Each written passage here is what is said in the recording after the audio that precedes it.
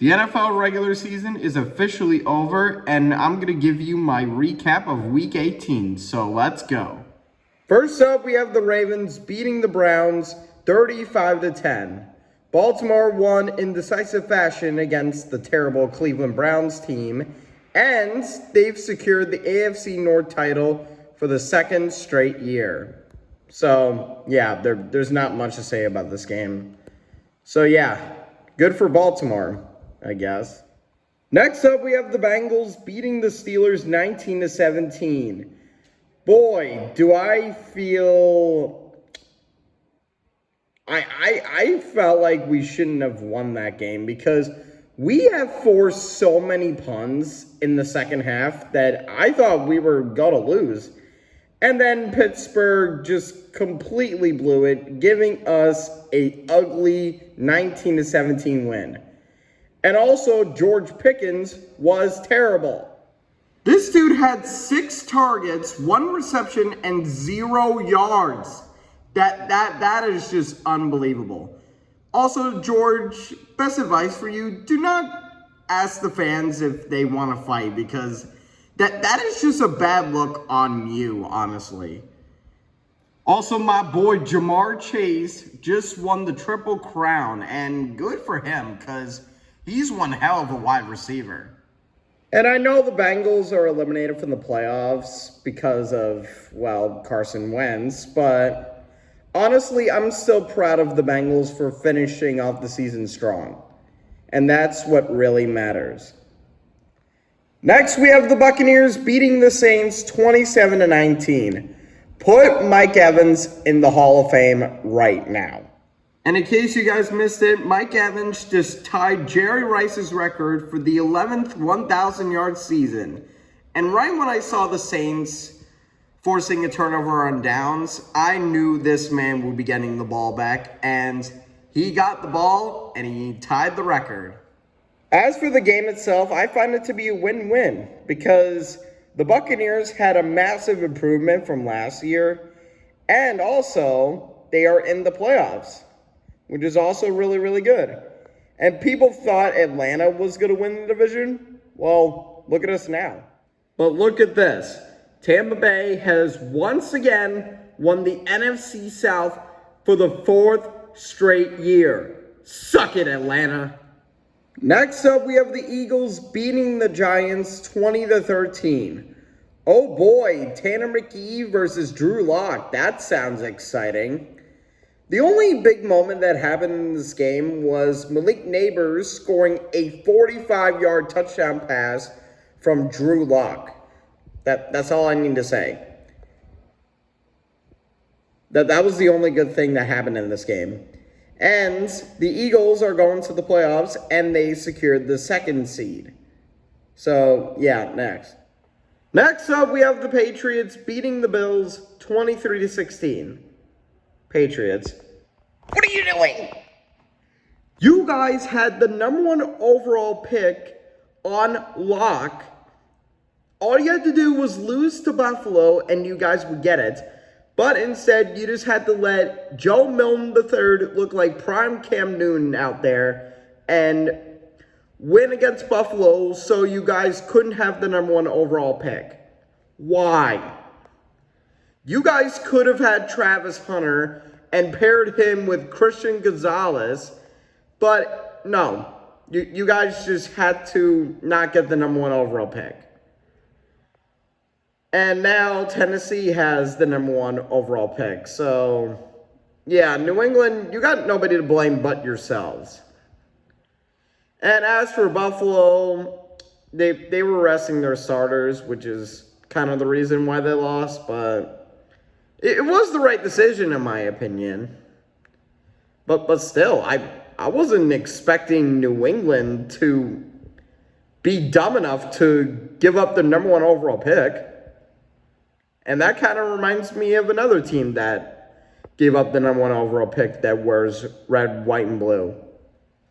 Next up, we have the Colts beating the Jaguars in overtime 26-23.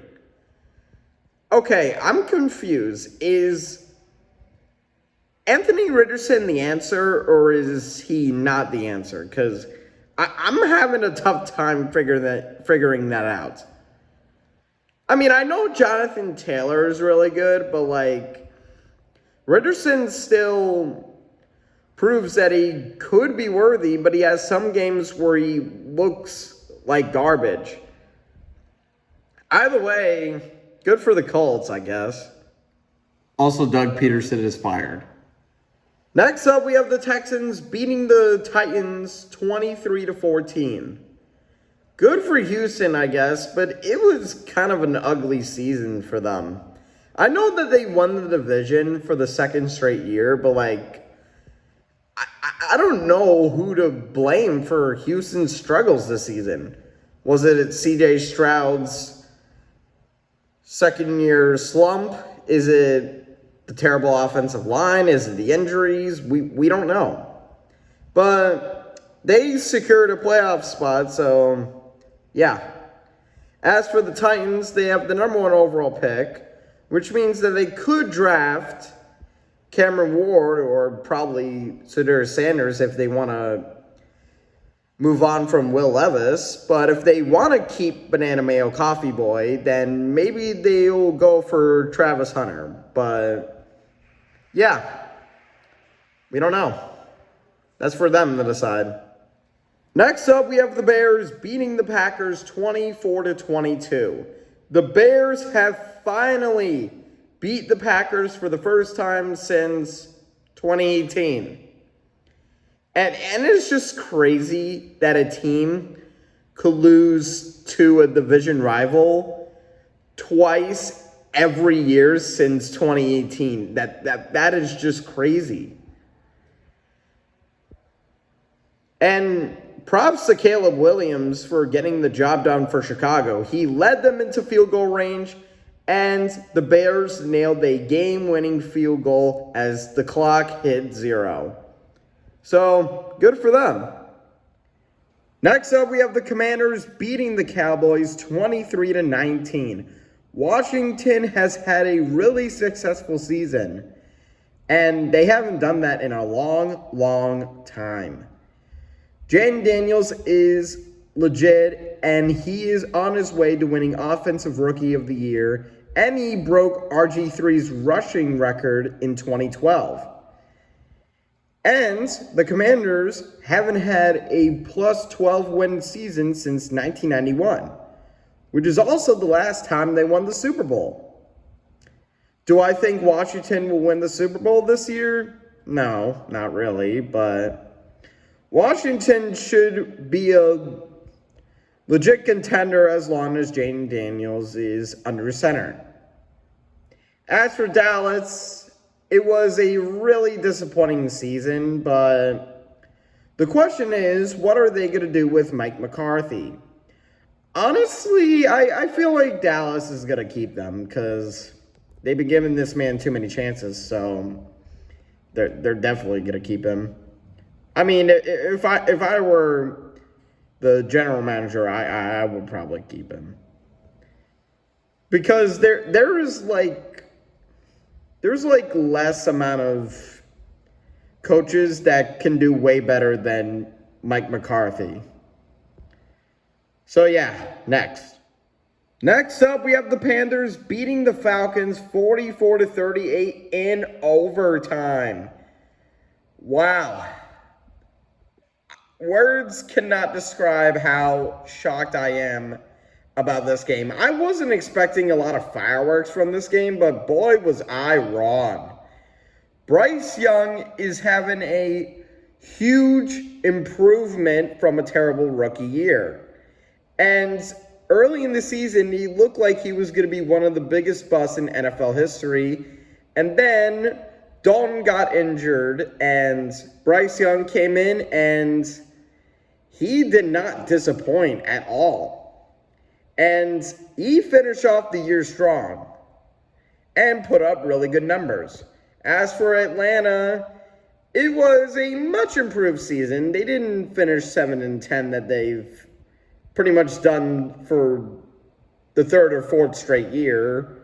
But hey, it was definitely improvement for them.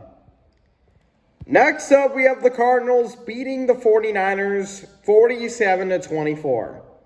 I'm going to be honest with you, I didn't watch a single moment from this game. And I could really care less who would win. And yeah, the Cardinals won, but isn't that 2 or 3 weeks late for that, Arizona? You guys literally could have won like the last few games to at least win the NFC West, but no, you guys decided not to show up until week 18. I mean, it was against the injured San Francisco 49ers, which is nothing to brag about, but a win's a win, I guess. Next up, we have the Jets beating the Dolphins 32-20. Aaron Rodgers really did amazing in this game. He finished off the year strong at MetLife Stadium, and he is one of the few quarterbacks to get over 500 career touchdowns. And he just did so in this game. And news has speculated that Aaron Rodgers might have played his last game in the NFL. We aren't 100% sure, but we know that this is his last game as a Jet. We already know that. But if this is Aaron Rodgers' last game, I would easily say that he is one of the best quarterbacks in NFL history. I would definitely say he's around like a top 10 quarterback of all time. That seems appropriate, right? And as for the Dolphins, Tyreek Hill just quit on his team in the fourth quarter, and he wants out of Miami because he spoke to the media saying, "I'm out," which means that he's definitely done playing in Miami. Freaking quitter. Which is such a shame because he really made a name of himself in Miami. I'm not saying it was a good thing, but still, he accomplished a lot in Miami. He put up a ton of yards, he scored a lot of touchdowns, and one time he nearly got arrested in week 1, so that was kind of funny. And also he assaulted someone on a boat, so that was something. And also he allegedly broke someone's foot. And so we'll never forget how much of a class act Tyreek Hill is. Next up, we have the Seahawks beating the Rams 30-25. Bittersweet win for Seattle. That's all I need to say about this game.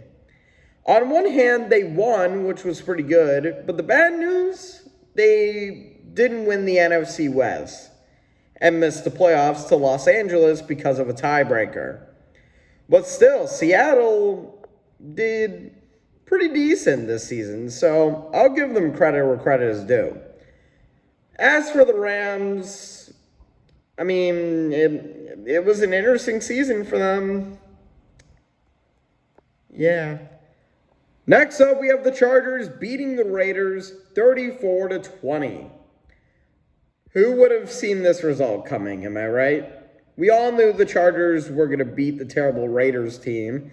And after this game, the Raiders just fired Antonio Pierce. So, yeah, that was something. And the Chargers are in the playoffs once again, thanks to Jim Harbaugh. Next up, we have the Broncos beating the Chiefs 38-0. Carson Wentz should never see the field. Ever again. They literally made Bo Nix look like prime Joe Montana out there. And I just cannot believe it. But good for the Broncos for finally making the playoffs for the first time since 2016. Which was also the last time they won the Super Bowl. But still, props to Knicks for turning around this franchise. Because they really needed it. And finally, we have the Lions beating the Vikings 31-9. Vikings, is Sam Darnold okay? Because he looked terrible with the division on the line. He overthrew Justin Jefferson so many times that I just could not believe it. He looked like his Jet self out there. Even though he was playing arguably his best season in his entire career. And the biggest star of this game was Jahmyr Gibbs, who had 4 touchdowns, 3 of which were rushing touchdowns, and 1 was a receiving touchdown. And he looked like prime LaDainian Tomlinson out there, because he played amazing. And because of this big win for Detroit, they have secured the number 1 seed for the first time in franchise history. So good for them.